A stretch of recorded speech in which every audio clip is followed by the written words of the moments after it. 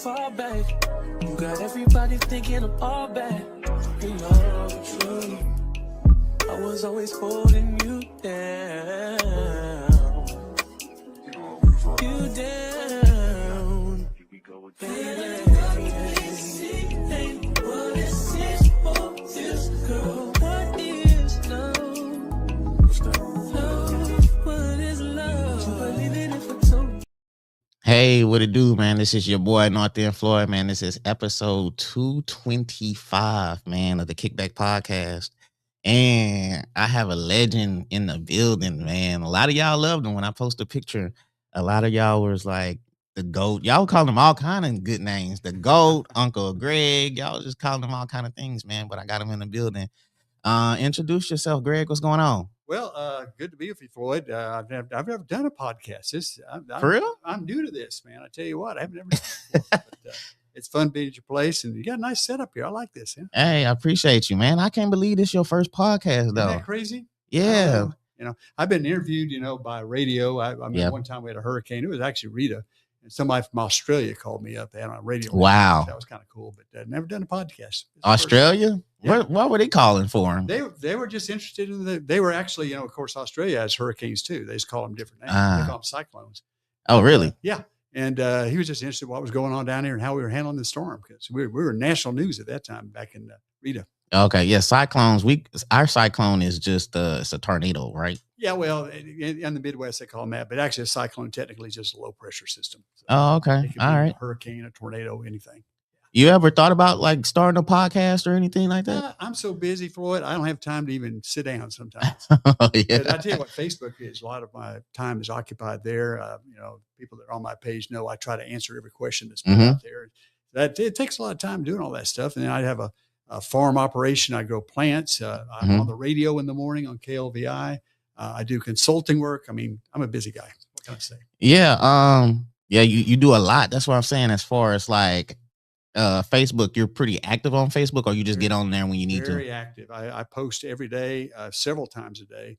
I get up in the morning at 4:30, get ready to do radio. That's one of the first things I do is do the morning weather on Facebook. So, dang, man, 4:30. And you're getting up at like, what, 3 o'clock or something? Yeah, I go to bed about 11:15. I get home from Channel 6, and then I get up at 4:30. Jeez, man. I've been doing that forever, though, Floyd. I mean, it's just one of those type of deals that I'm just used to it, I guess. Yeah, I guess so. It's like it's just you probably don't even need a alarm clock. I wake up, you just goes off. I better, my wife would shoot me. So yeah, for sure. Hey, so Greg, are you from Beaumont? Where are you from? No, my dad was I'm native Texan. I was born in Fort Worth way back in 1955. So if you do the math, I'm 70 years old. Whoa, I didn't know. I thought you was like 60 or something. No, I wish God's been good to me. I got good genetics, I guess. Okay. But anyway, I started out there, and my dad was in the Navy. He was a fighter pilot. He fought in Vietnam. So we moved around a lot. We moved basically from Jacksonville, Florida. The 6th Fleet was located in the Navy to San Diego, which was the 7th Fleet. So I got to move a lot when I was a kid, but we finally ended up in Beeville, Texas, which is down there near Corpus Christi. Yeah. We had a Naval Air Station down there, and that's where I spent my junior high and high school days before I went to Texas A&M. Yeah, man. And so I for some reason I thought you was from this area. Well, I've been here so long, you probably think that, because this is my 47th year coming up this just July. Yeah, we adopted you. Yes, you have. But, the funny thing is I'd never had red beans and rice and stuff like that until I moved down here. Yeah, the food out here. Yeah, the food out here pretty good, though. Oh, it is. I like it spicy. Yeah. Sure. Hey, so, a lot of people, like I said at the beginning, a lot of people, they love you and they look for you as far as information wise for the weather. And I seen somebody, even when I post a picture, they called you like a hero. Well, so I appreciate that. If I do feel like in the past we've helped a lot of people, and I hope that's the case, especially during hurricanes and disasters. If you can get information out that can hopefully maybe save some lives, and that's a wonderful thing. You really makes you feel good. Yeah, and I know how busy you was, and I was like, I was like, man, I hope Greg comes on, but I was like, I understand he's busy, so it is what it is, and I respected it. When you hit me, and I was like, oh, I was at work, I was like, oh my God, and it's like, what's going on? And I was like, Greg said he coming on. They was like, Greg Bostwick? I was like, yeah. They say, oh man, you big time now. So a lot of people think that I'm finally big time that I have you on now. So I appreciate you. I'm glad to do it. And, I get a chance to be myself a little bit. Mhm. On TV, I get 3.5 minutes, and I have to kind of be in a state that I'm normally not in. I can't say things maybe that I'd like to sometimes. Yeah. You're kind of in a canned environment. It's kind of nice to be out and doing this and kind of express yourself a little bit. Yeah. Like you said, when you're in front of TV and even on the internet, you gotta kind of restrain from certain things because I can get a little bit on the edge on radio more because it's a little bit more of an edgy medium compared to TV. So okay. We have fun on that too. Yeah. So how was you? How was Greg growing up? How was young Greg? Was you like Young Greg? Always, my brother said I talked to clouds. I disagree with that. I never talked to clouds, but he said I was always interested in weather, and he's correct. I mean, as a kid, we moved around all over the place. Like I said, being in the Navy, my dad in the Navy, so I saw lots of different weather events, hurricanes and whatever. And my earliest memories is being in Kansas. Do you believe they had a naval air station in Kansas? Does that make a lot of sense? Yeah, they don't make sense at all. But it's actually in Olathe, Kansas, which is outside of Kansas City. And one of my earliest memories, when I was probably about 3 years old, is remembering having to get up in the middle of the night with the tornado sirens going off and go to the next door neighbors because we didn't have a basement. Oh, y'all didn't? A basement, so we had to go down in the basement and spend the night down there until the storms moved out. So I still remember that vividly, but I've always been interested in the weather as a kid. Oh, so you actually like lived that Twister movie type thing? Pretty much. Okay. Yeah, in real life. And then being in Florida, we had hurricanes a couple of times. So I've always been very interested in weather. And I'm one of those early storm chasers. I used to, as soon as I got my driver's license, I'd chase storms. When I was 16 years old. I'd go out Really? and chase storms. Yeah. Oh, dang, man. So like they could have put you in a movie. I know. I missed my opportunity there, man. Chasing storms, man. Yeah. So was that the thing out there? Like you had a group of friends and that's what y'all did? No, it was just me back then. Then when I went to A&M, we would actually go out and formally would chase storms as kind of a project. Okay. I kind of learned a lesson. I was chasing a storm up in Waco, near Waco, and got caught in this hailstorm. And the hailstones were bigger than baseballs. And I had a brand new car, and it just destroyed. Oh man, that's right. My mama was not pleased. Let's put it that way. She said, "You idiot! What are you doing driving into that storm?" Hey man, lesson learned. You got to understand it. Yeah. So was you into sports? Like, I mean, you played high school football. Okay. Down in Beeville, we were always outclassed. In fact, if I was on a team, we never won a game. Whoa! Oh man, we went during my career. We never won a game. It wasn't because of me though. What you played? I was a defensive back. Oh, okay. So you didn't know touchdowns. No touchdowns for me. Anyway, okay. We were actually set a state record for a number of consecutive losses. Oh man, 39 in a row. But Vider a few years later beat us. They took the record away from us. Oh, we were glad for that. Yeah, Vider was pretty down for a while, man. Yeah, exactly. But hey, they doing their thing now. They winning some games, so competition has stepped up in Vider. Shout out to Vider. So, yeah, man. Being Aggie, I'm a big Aggie football fan. I love going to Aggie football games. Oh yeah, that's your profile pic with the Aggie hat. That's it, man. I tell you what, a friend of mine sent me a picture of these two skeletons having A&M hats and uniforms on. And I said, waiting for a championship, and there were skeletons. And I said, man, I kind of feel that way too. I told my brother, I said, I don't know if we're going to live long enough to see them compete. Man, that's how it is with my Cowboys, man. I don't know if I'm going to see another one, man. We got faith. We got faith like no other fan base does. So I don't know. Aggies, I tell you what, we've been through it all. I tell you, I feel like a Chicago Cub fan sometimes. Yeah, Cubs forever to win a World Series. So maybe we'll do it one day. I mean, y'all was close. Y'all was doing kind of good. Y'all went to the playoffs and stuff. Yeah, we got. Of course, I think we should have beat Miami. Y'all should have beat Miami, and we should have. But shoulda, coulda, woulda, doesn't do it. Oh, you went to that game? Yeah, I was there. That was in A&M, huh? Yeah. Oh yeah. Oh, that was Michael Irvin. Like he pulled out the belt. He started. Oh yeah. Oh yeah. I didn't apprippreciate that too much. Nah, I bet you didn't, man. It's like, look, dang, Mike, and I love Michael Irvin. He a Cowboy, but I was like, dang, Mike. Calm it down there a little bit. Yeah. So how do you feel? I mean, as far as UT, like, because y'all went to the SEC, people were saying that y'all was trying to get away from Texas. I don't think so. I think it was just a good move. And then, of course, we could say, well, you're just trying to follow us now.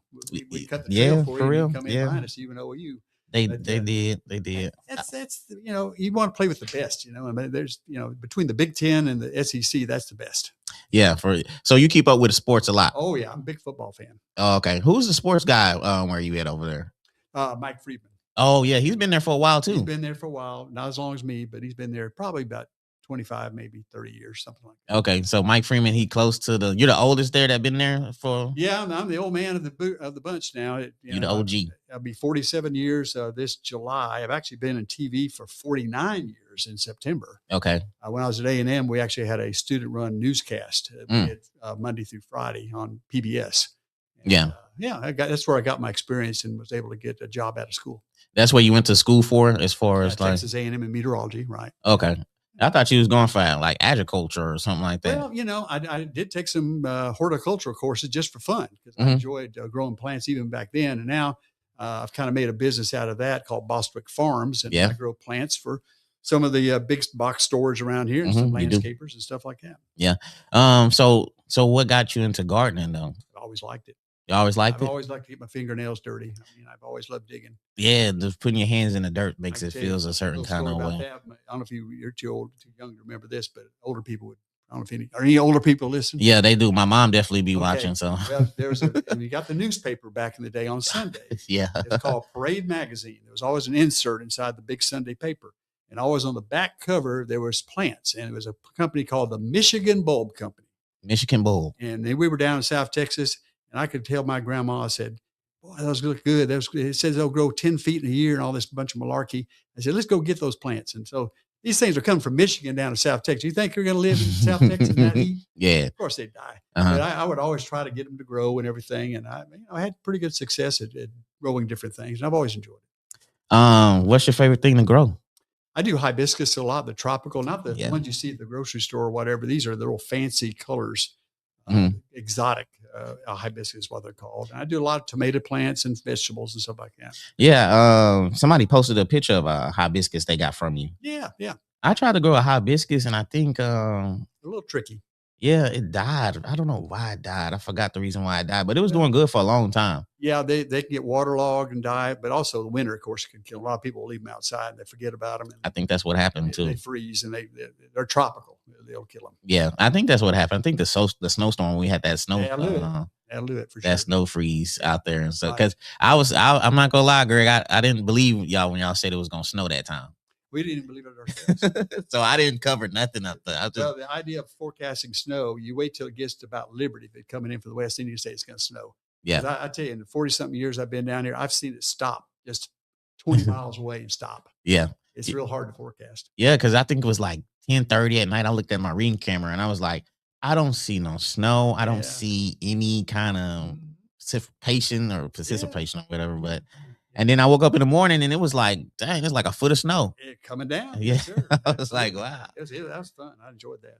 Yeah. So as far as gardening, I'm into gardening and I started last year and it just took off. So as far as like tips for beginners, what would you advise? Because I've seen a lot of people getting into it now. A lot of people actually love their plants too much. They give them too much fertilizer, give them too much water. You have to be careful about all that type of stuff. And I'm a big fan of container gardening. Where you're a little bit in a container. If you've got elevated raised beds, is that what you do? I got raised beds and I got bucket. I got a bucket and all that. For a beginner, I think growing them in a big pot's the way to go, because that way, if you have bad weather, you just move the pot, move it to the garage or whatever. It doesn't get messed up. And you can keep track of bugs and, different things are going on a little bit easier. I have a big deal with ants though. Oh yeah, those fire ants. Man, the ants, man. I don't get in those pots. And I don't know if I should put ant killer in it or just read the labels, and as always on a lot of these chemicals, but there are some products that you can put out that will work with vegetables. Okay. Yeah, I might have to show you my garden if you have some time out here, you know. Like to look at it. You can tell me. I'll grade it for you. You can tell me what I'm doing wrong and stuff. So So, how did, as far as meteorologists, like in high school, you knew you wanted to go to Texas A&M and do that? No, I'll tell you a little funny story about that. I didn't like Texas A&M in high school. I liked UT. Oh, you did? And I can remember back in 1974, this is before I went to A&M. I didn't know I was going to go to A&M. Texas A&M was playing in Austin against Texas. Yep. And if it won that game, they were going to win the championship of that year. First time in forever almost. Yeah. Well, in the first 2 minutes or so, they fumbled the ball twice. And by the end of the first quarter, they were down 20-0. And I was just laughing at them. I said, "You stupid Aggies, you can't beat Texas. Come on, man." And all this stuff. Well, 1 year later, I'm at Texas A&M, and I soaked it all in. I'm an Aggie, maroon blood. I tell you, that's for sure. I think Judge Raquel West. I think she went to A&M. I think. Did she? I think she said it. Man, my memory's so shot though. I just had on last week, but I think she said something about she went to Texas A&M for I'm not sure. for law school and stuff. So I got a lot of friends that are Aggie fans and stuff. So man, shout out to the Aggies. It's a big school now. When I was there, it was like 22,000. Oh, it's over 70. It's just crazy. It's bigger than Orange. Yeah, it's a big old city. It is, yeah. Yeah, and tuition's crazy, I bet. Oh yeah. I mean, back when I went to school, it was cheap. I was in a dormitory. Of course, it was built in 1929 for the Corps cadets, and it was basically no air conditioning, nothing like. Oh, that. no AC. No AC. Of course, that's pretty hot. You get used to that though. But anyway, it was $300 a month. I mean, $300 a semester. Dang. And the food was $400 a semester. For $700 a semester, you could live there and eat all the food you wanted. Man, that was the deal back then. Yeah. That was what in the 70s. 70s, mid to late 70s. Oh, that's still kind of expensive in the 70s though. Yeah. Now it's like 17,000. And I worked on campus. I helped out there. So okay, so you become a meteorologist by going to A&M. Right. Is it like some after graduate program or something? No, it's a degree in meteorology, Bachelor of Science. So you get your education there, and you go on. Now, most people don't go into TV. People that get training in meteorology. Most of them work for actually the military, believe it or not. Really? I'm surprised at that. Yeah. Of course, the military needs to know what the weather's going to be like. If you make these bombing runs over in Iran, you got to know if you can do it or not. Okay. The weather's good. And you have the airlines have meteorologists. You have private consulting groups. There's all kinds of different jobs in meteorology. Man, you believe in those chemtrails? No. Absolutely not. I don't know what, man. That wasn't one of the questions. I just thought about that. I don't. That's a bunch of malarkey. There's no way that causes any change. It may, on a very small scale, change the weather, but these people are saying that, like in that flood we had last year in Hill Country, killed some of the local. Oh, yep. That horrible thing. Yes. On the Guadalupe. Yep. They were saying, they were seeding the clouds.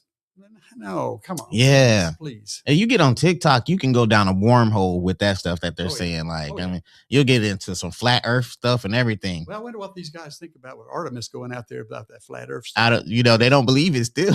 Well, yeah, they're saying, that's done in Hollywood studio. You can't convince them. It's I know. Even if they go out themselves up there, they're gonna be like, no, it's like, I have my pilot's license. I don't have to fly it anymore, but I used to fly quite a bit, and I can guarantee you the Earth is round. I'll okay. See, I mean, I believe it too. I believe the Earth is round, but I do be interested with these conspiracy theories that they come up. Sometimes it's a good time wasting thing you can watch and just if you need like an hour or two to. Well, a lot of it's been brought on because the people don't trust the government. Yeah, for real. I understand why. Yeah. Don't trust the government. That's a good point. What's a normal day look like for you, as like I said, I get up usually by 4:30. I do my radio from about 6 to 9. It's on KLVI 56. It's the only talk radio station left in the world, just about around here anyway. And then I go home and get a cup of coffee, change my clothes, go out to the farm and work out there. Go get lunch, get ready to go back to Channel 6. You get there around 3 o'clock in the afternoon and get home about 11 o'clock. Oh, okay. How do you become a chief? Like, how do you earn that title? Well, I'm a chief of not many Indians, but I am the chief. Okay. It's basically seniority more than anything else.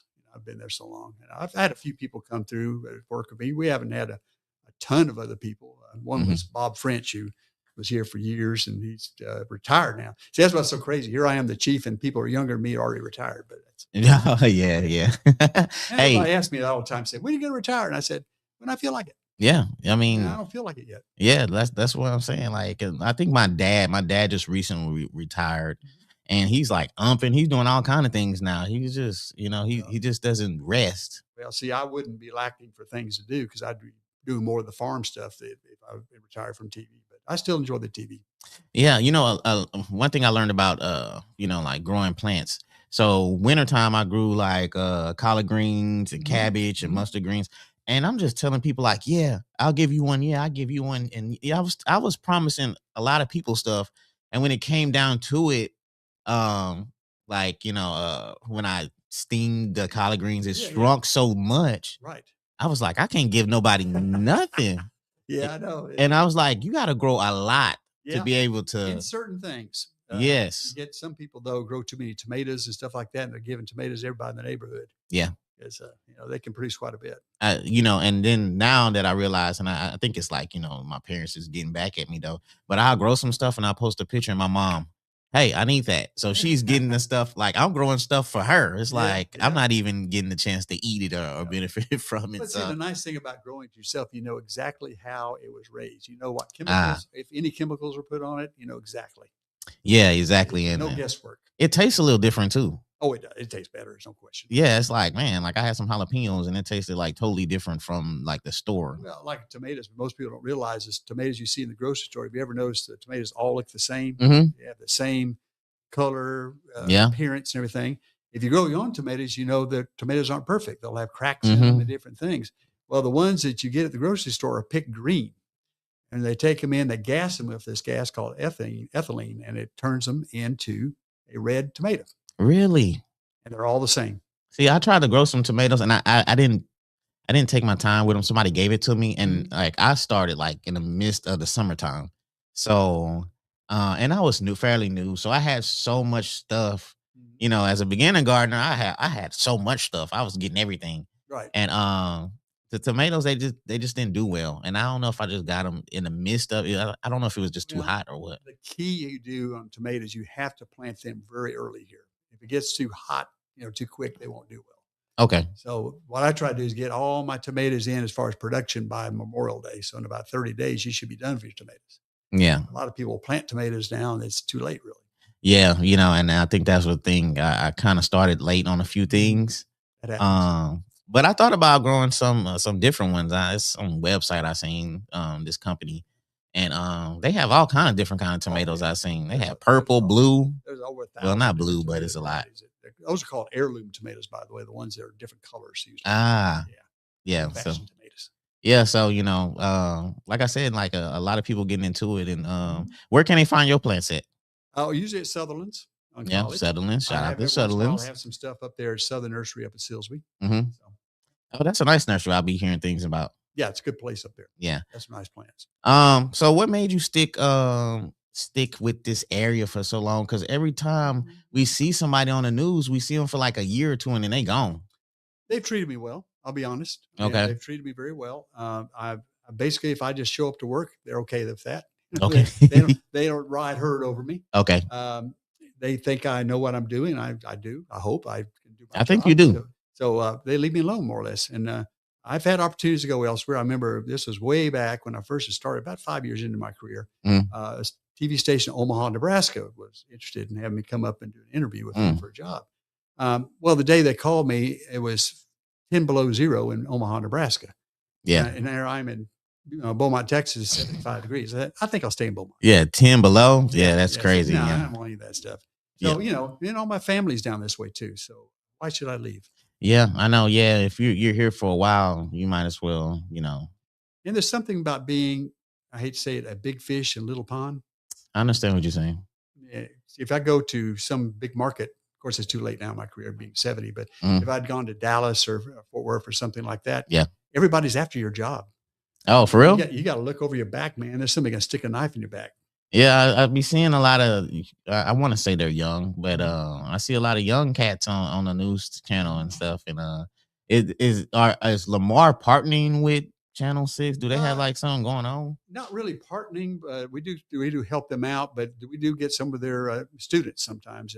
As they graduate, they promote them into our system basically. Like a little internship. Yeah, a little bit of a feeder. Yeah, coming in from the college side. Of course, that's how I got my start. It was a university-run TV station at A&M, and that's how I got started at. on the commercial side. Do they treat you like, you know what I'm saying, like the legend you are when they come, they ask you questions, looking all puppy eyed at you and stuff like that? Like, hey, how do you maintain? Oh, I mean, people I think don't understand when we miss a forecast. I'll get into this a little bit. When we miss a forecast, we really it bothers us. It still It bothers does? me to this day. Okay. Some people don't realize how difficult it is to forecast the weather. I think they have no clue of how hard it is. In fact, when I first started out, we did a 3-day forecast. That's all we did, 3 days, and that was hard Yeah. enough. Mhm. Because back when I first started, we didn't have computers. There were no computers. Yeah. None.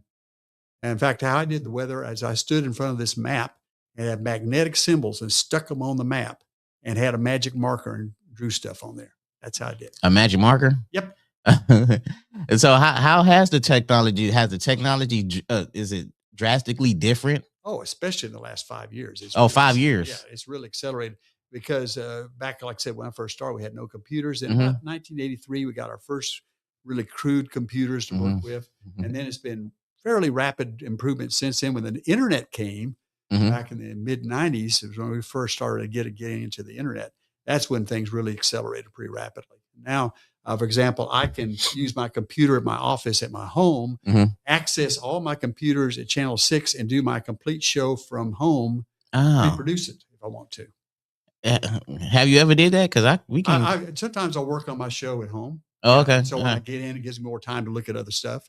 It's a time saver, basically, is what it is. I got you. How do you see meteorology going in the next 10, 20 years as far as the technology? I think the technology will continue to improve. Is it ever going to be perfect? Absolutely not, because we're human beings. Mhm. We're going to have failures. I mean, a lot of people are putting a lot of stuff into AI. Well, Yeah. AI is only as good as the information it's given.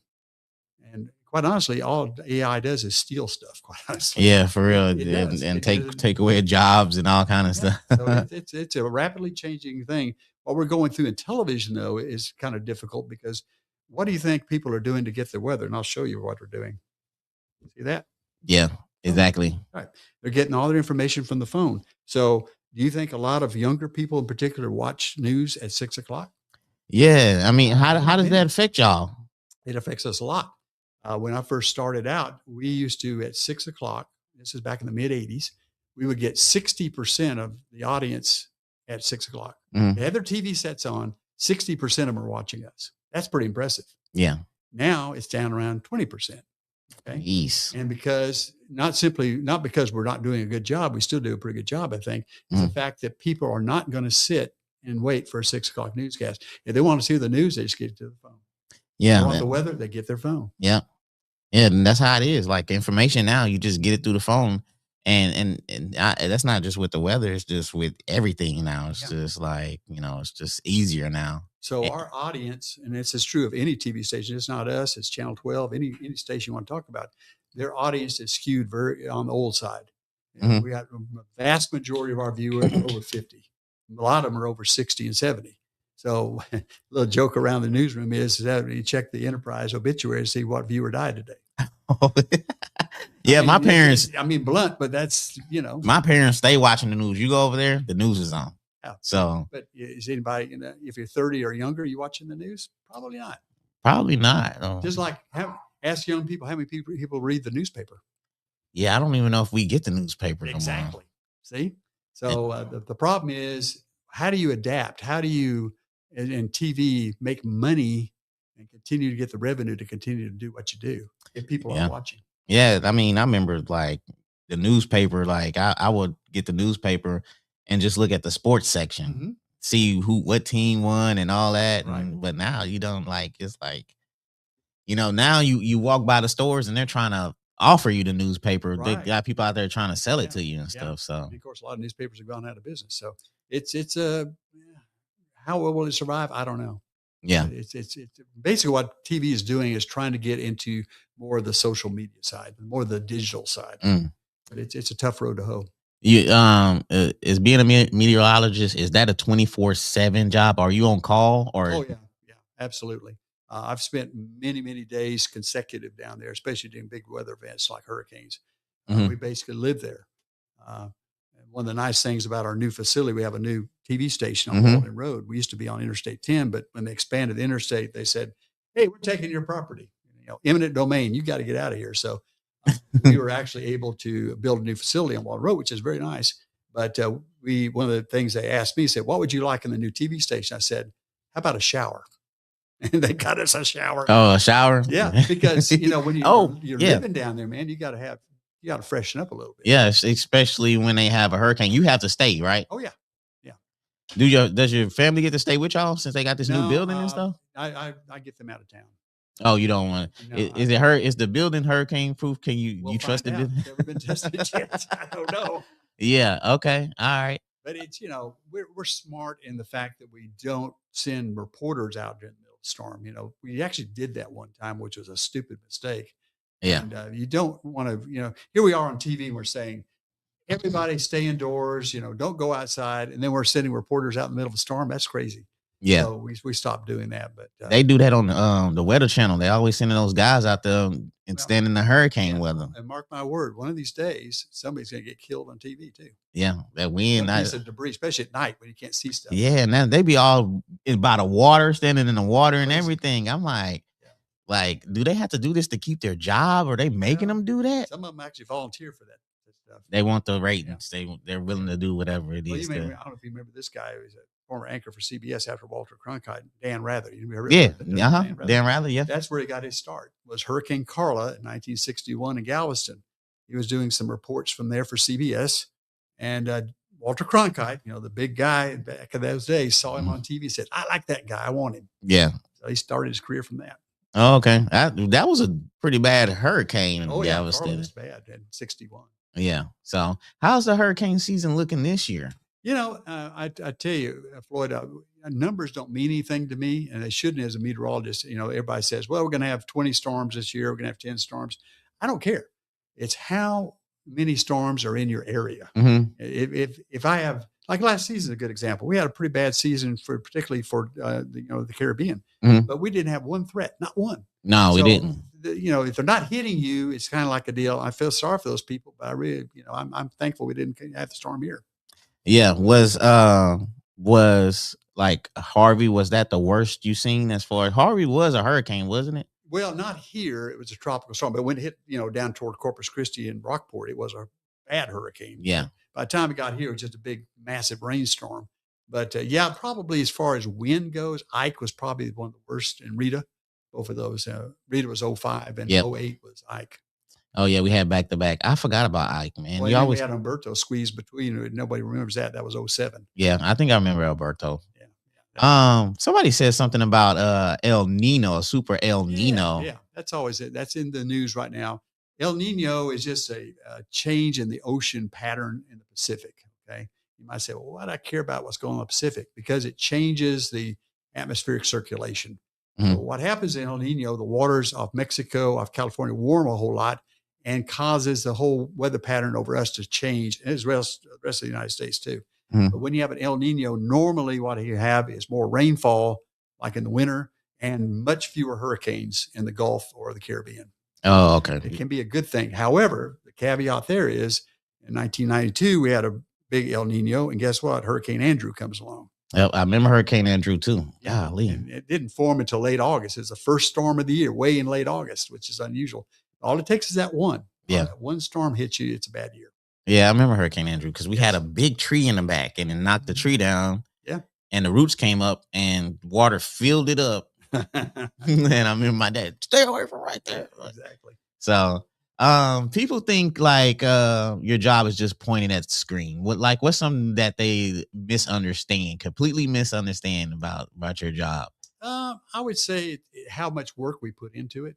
I mean, it's only for like three or 3.5 minutes. Mm-hmm. Certainly when I'm standing in front of, we use a green screen. It's called chroma key. We're standing in front of this green sheet basically. Mm-hmm. And I have a television monitor on one side of me and on the other side. And I'm actually kind of weird. I'm watching myself live on TV. Oh, for real? Yeah. If I scratch my nose, that's what's going to happen. So it is kind of intimidating a little bit. So you learn to work with that over the many years, and you've got to know geography. And if you don't know geography, that's pretty embarrassing. And I've seen some people really make some bad mistakes. That's one of the classes you got to go learn in school. Yeah.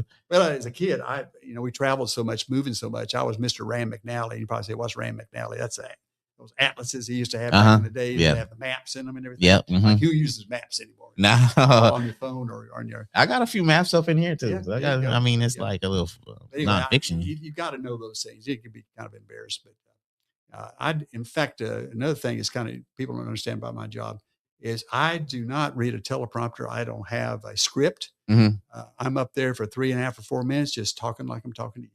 Oh, okay. Natural. And everybody says, well, what are you going to talk about? Well, I just look at the map and start talking. Yeah. And I thought, look at this over here. Oh, that's interesting. Let's talk about that. Let's talk about this. So, and that's the best way. I try to use it. I've read some news before and sports before in the past, and I try to use a teleprompter. I hate it. Yeah. I was when I was over there maybe a month ago with Angel San Juan, the ARC show that they had in the morning. Yeah. And man, Angel, they didn't tell me about the countdown. Mm-hmm. Me and Angel just talking, and all of a sudden you hear 5, 4, and I'm like, are we launching to the moon? Yeah. And then he started talking, and I looked, and the teleprompter was right there. Yeah. It was real easy to read. I'm not gonna lie, because my vision is bad. Yeah. And Angel's they're tall letters. Yes, they are. Yes. Angel said his is bad too. So that's why. And I was like, okay, it was pretty easy to read. Yeah. But see, I don't like that because I want to talk normal. I don't want to have to read something. Yeah. And then people can look at your eyes. Oh, yeah. They can tell you're reading. When you're reading and stuff. That's how the president reads a long speech, like State of the Union. He's reading a teleprompter. Yeah, exactly. Because you think like, man, that's a good speech. Yeah. He came up there. That sucker? No, he didn't. No, it's right there. Yeah, you can see award shows, people reading the teleprompter and all that. So, another thing people want to know, is that you in the comments? I mean, with it'd be the funny reply. Somebody, it's me. You said something about I have a deal where if you say something a little bit disrespectful or whatever on Facebook, I won't ban you, but I'll fire back at you. Yeah, I seen you fire back at some people, man. Some people ask some kind of I'm not gonna say dumb question, but some pretty simple questions, and I'm like, okay. Well, see, and of course I'll post something. If they just take the time to read the post, they'd have their answer. Yeah, but they don't want to do that, and of course everybody expects me to answer all the questions. I don't get an answer, but I do with a lot of them. But it's okay. If I can help people, that's fine. I can tell you one time I really helped a couple that was down in Bridge City. This is back in Ike in 2008. In Bridge City, you probably realize from, of course, you're local, that they don't have a seawall. They don't have a levees. They don't have nothing. Okay. So when the water comes up out of Sabine Lake in a hurricane or the Gulf, it floods them. So I used to go down there years ago and tell people in Bridge City when I'd speak to them, I said, different civic groups, I said, one of these days, you're going to have a bad hurricane here, and there's going to be the Gulf of Mexico is going to come to town. People look at me, oh, man, you're crazy, man. You don't know Gulf of Mexico is coming. Well, I proved that I'm wrong. And I remember in the middle of the storm, this was like 3 a.m. in the morning, we basically, the TV station opened it up as a radio station. He said, let's open up the phones and let people just call in and tell us what you're feeling, what's happening at your house. And this man called, and I could tell just by the tone of his voice, something was really wrong. Yeah. And I said, and he said, don't tell me where you're at. I said, I know where you're at. I said, you're in the attic of your house. Oh, you could tell? Yeah. Yeah. Because I could tell he was under stress. And he said, yes, I am. How'd you know that? I said, because the water's rising into your house, isn't it? He said, yep. He said, I climbed up the attic stairwell. I've got my family up here in this attic. And the water's halfway up to the ceiling right now, still rising. How much higher is it going to go? Talk about a loaded, tough question. Jeez, man, on the spot. So I had to tell him, I said, well, I think it's getting close to the height of where it's going to be, but you did the right thing. You're out of the water, you're up in the attic. I said, but let me ask you this. Did you bring an axe with you or a hatchet? Yeah. He said, yes, I did. I said, well, you may have to chop your way out. You know what? And that's a good thing because a lot of people would have forgot. Yeah. They would have climbed up there and be like, okay, we're safe for right now, but how do you get out? Yeah, exactly. And that's what you would have to do. Dang. But, fortunately, the water, didn't get any higher than what it was, but that was a horrible storm for some people down, especially in the coastal areas. Yeah. So this is a quick reminder for everybody. Get your axe or something. You never know when you go to Home Depot or something, get your axe just in case. That's part of your hurricane supply. Yeah, your hurricane supply. What should somebody have as far as hurricane supplies? Mainly, I don't, if you live in the hurricane evacuation zone, I always say, go ahead and leave. Yeah. Because the reason why we're telling you to leave, it's only for those that could be flooded. severely where it's a life-threatening situation. I remember, of course, in Ike, and again, relating to that storm on the Bolivar Peninsula, those that remember the Bolivar before Ike, how beautiful it was. And then after Ike, when nothing was standing, it just swept it off. We saved lives by getting those people out of there. So you don't want to have people staying in areas which are really in danger. But if you don't feel safe, just go ahead and evacuate like everybody else is. Yeah. But if you're going to stay, you got to realize a couple of things. First of all, the power's going to be off. Not for a day or two. It may be off for weeks. Yeah. You got to realize that it's going to be very uncomfortable. You may not have any supplies. You may not be able to cook very well, et cetera, et cetera. But if you're going to stay, main thing you want to have is lots of water. Yeah. And a lot of people forget about that. They all get toilet paper now. Isn't that crazy? And this is so weird that you got diarrhea or something. It's like you got toilet paper and no water or nothing like that. Yeah. How important is you? But as far as the trust between you and your audience? I think trust is earned. If you do the best you can and try to be honest with people, and that's what I try to do. One of the things I battle right now is Facebook. There's a lot of these Facebook posters that are not meteorologists, and they're making money on their pages by using hype. They hype up every single event that comes down the pipe.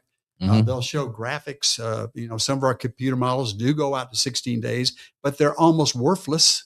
But they'll show this like a hurricane's coming 16 days and scare people half to death. Yeah, they'll show the track. Yeah. The thing. And there's no way on God's green earth that we can forecast that far out. Yeah, they'll have it like it'll be a direct hit to Beaumont or whatever. And I was like, oh, okay. And then if you wait, see those models are run every 6 hours. 6 hours later, it'll have it hit in Miami. Yeah, exactly. They scare people half to death. And see, but people, it's just kind of crazy. It's like a moth driven to a flame. They just keep coming back for more. They'll keep doing it. And some of these guys make a lot of money. Some of them are making over 6 figures. Jeez. Oh, yeah. Some of these national dudes. Yeah. They have, hundreds of thousands of followers. And they're not even technically trained or went to school. No. They're just getting AI. But people trust them for some stupid reason. I haven't understood why. But that's the main thing. You try to build trust between yourself and the audience. Okay. And if you have to be honest with them and saying, we have some doubt on what this is going to do. You try to be dogmatic and say this is what's going to happen, but you ought to also say sometimes, hey, there's some other things could happen too. This is kind of the options we're in. Yeah. Being honest. I used to be ignorant, Greg. I'm not gonna lie. I used to be ignorant, and it'll be like a hurricane category 2 or predictions, and I'm like, I'm staying.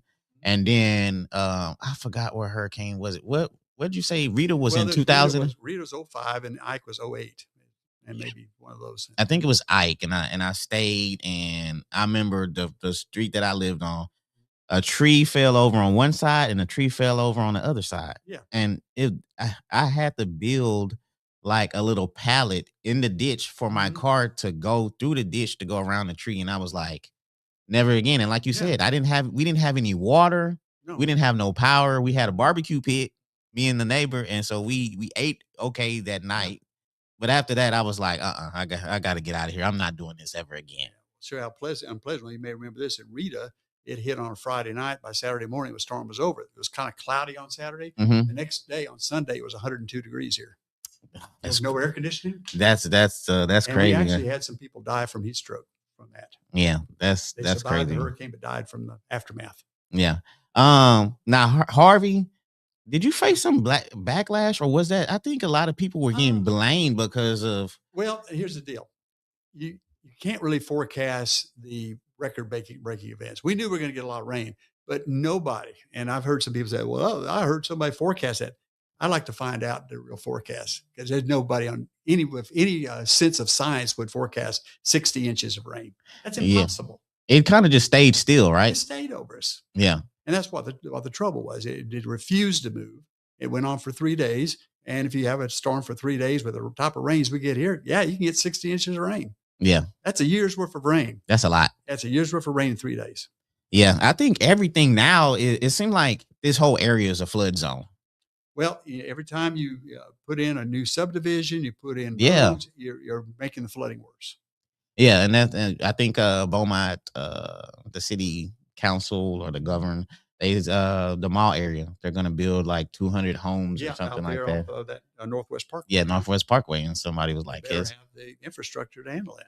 Yeah, But I will say this: when I came down here in 1979, the flooding actually was worse in 1979 than it is today.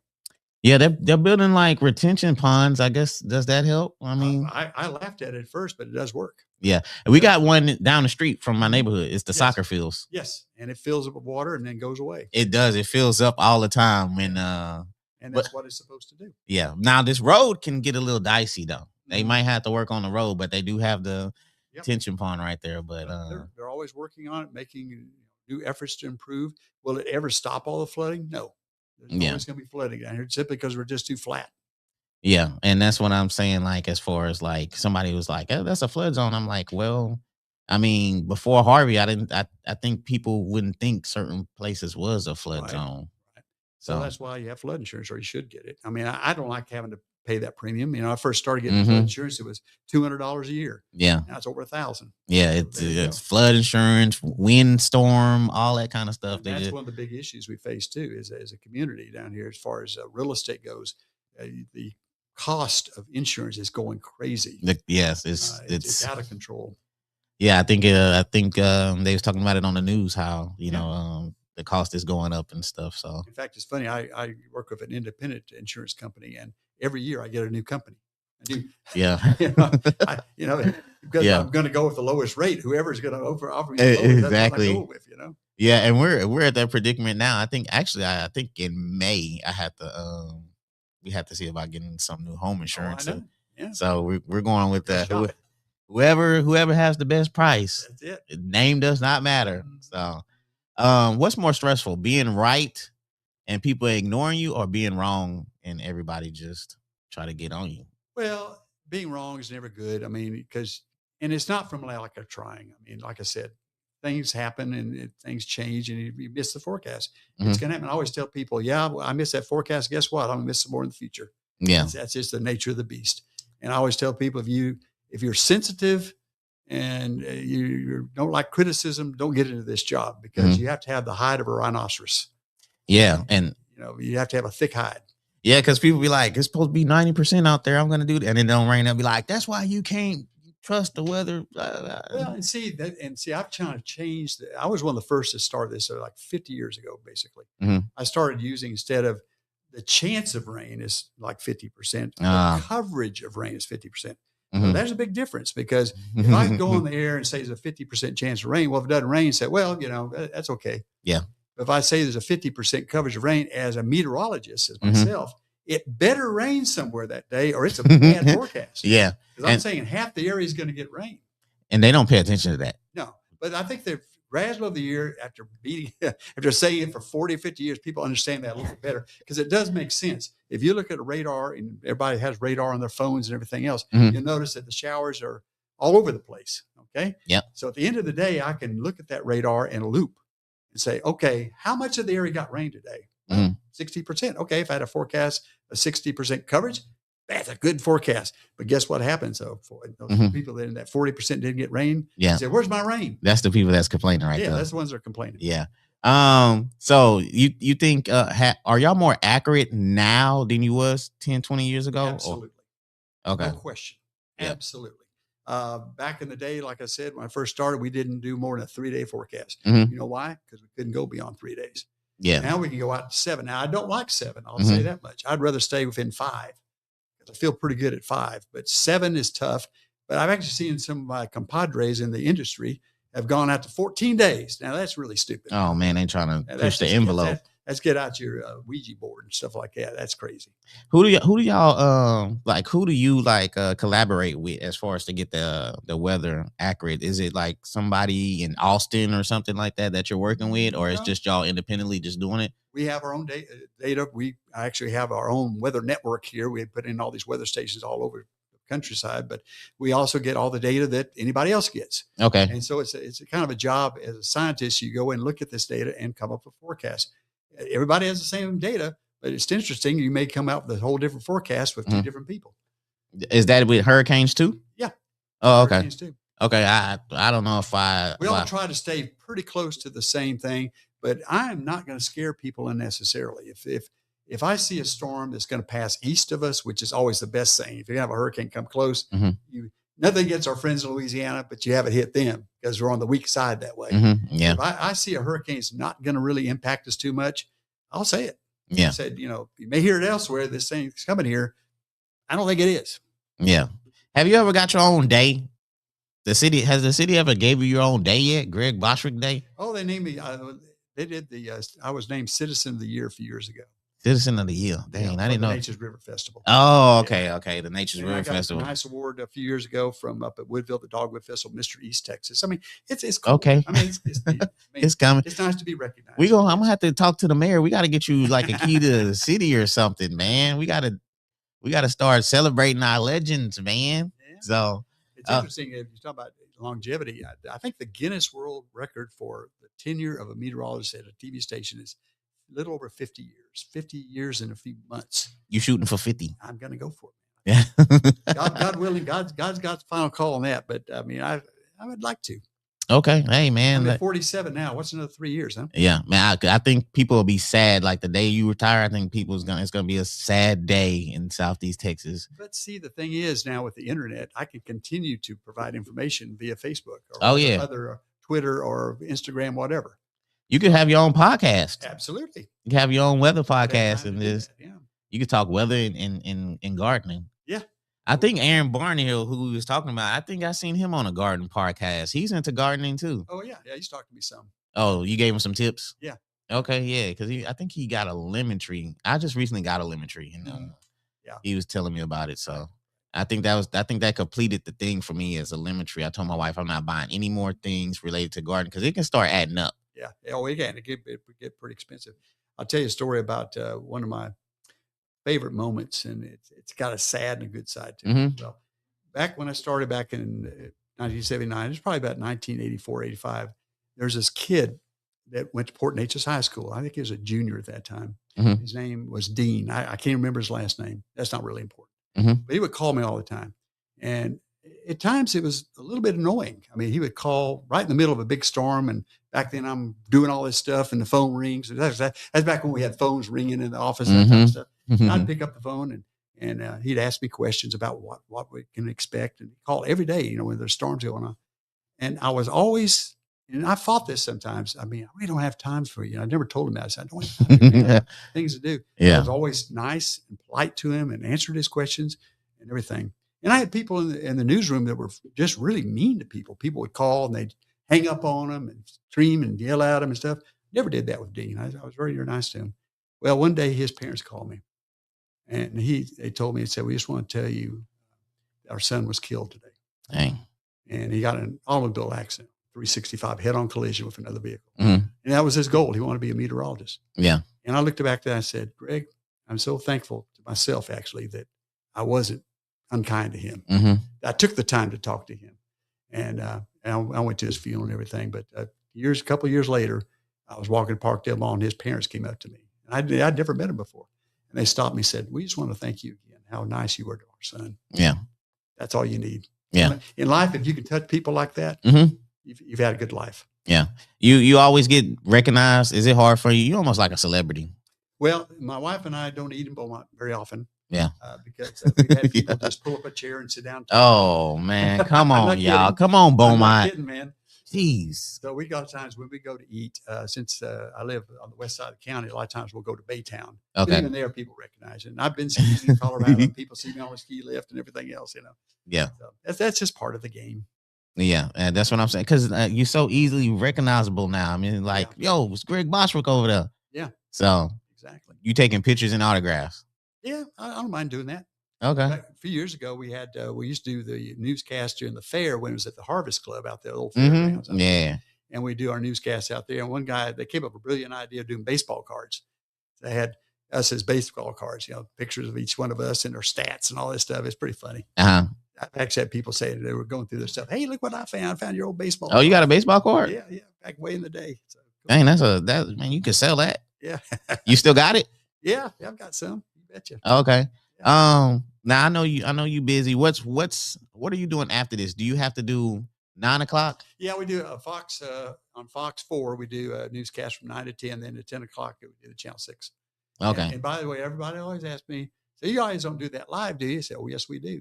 Everything's live. And with some of the mistakes that are made on TV, think we do that and not allow it to go on the air if it wasn't live. Yeah. Live is live, man. Yeah, If live you is. make a mistake, it's going to happen. Yeah. You ever made a few mistakes on live? Just a few bloopers? Yeah, I have some bloopers, I'm sure. I think, what was the worst blooper? I think I've always worried about, now I probably curse myself by saying this, is have a sneeze on the air. That's never happened. Yeah. Or get the hiccups. Oh, yeah. Something like that. That's never happened. But, like I said, I've probably done it now. Probably tonight. No, I don't think it was y'all, Greg. I think one time I heard somebody fart on there. Well, that'd be pretty embarrassing. That'd be pretty embarrassing. I hope that won't happen. Yeah, I walked around y'all the new building, and I seen all the offices and stuff, and you seen people walk around, and it's a nice building. I mean, yeah, it's a nice facility. Yeah. How long was the other building there? Well, we were in the other building. We started, I think actually Channel 6 started on Calder Avenue. There's an old mansion down there, 1955. And we moved to the Interstate 10 location in 61. And it's kind of funny. The original plans of the Channel 6 at that time had a swimming pool in the middle of the courtyard. Really? Yeah, because back in those days, they would shoot commercials outside. So they thought they needed a swimming pool for commercials. So y'all was like, when y'all had a break, y'all just out there in the pool? Well, they never built it. It was in the original plans. They never did build it. But we were there until 3 or 4 years ago when we had to move. Oh, okay. All right. So, what advice would you give with somebody that's trying to get in to meteorology right now? Well, obviously, study as much as you can. I mean, there's so much information on the internet. I mean, you got the dadgum world at your hands of all the information you can get there. Mm-hmm. It's a job that you got to have a passion for, I think. And a lot of people are interested in the weather, but they don't have that passion for it. And I think that's what you have to do. I always tell people that are looking at a career, do something you really like. Yeah. Because you can run into this. I run into this all the time. So the first, one of the questions people ask me to go to schools, how much you make? How much money you make? That's immaterial. Yeah. Because I tell you what, if you are good at your job and enjoy what you do, the money will come. You'll be fine. But do something you enjoy, because money is not the cure-all. That sounds like an old man talking, but it kind of is. But money is not the cure-all, end-all. Okay, so you see a lot of people come in and they don't have that passion like when you had that passion. They're just looking for the buck. They're looking for the dollar. Yeah. What do you think is like as far as in your career?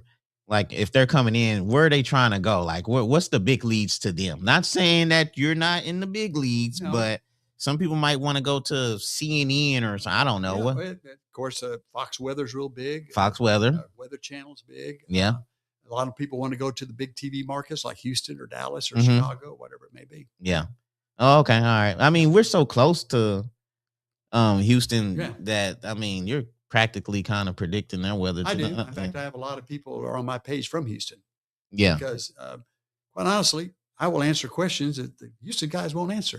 Oh, for real? They scared or something, or they just don't know? They just don't have time for it. Or at least they tell themselves they don't have time for it. That's the people that don't care about the job. They don't care. They don't have a passion for it. Paycheck.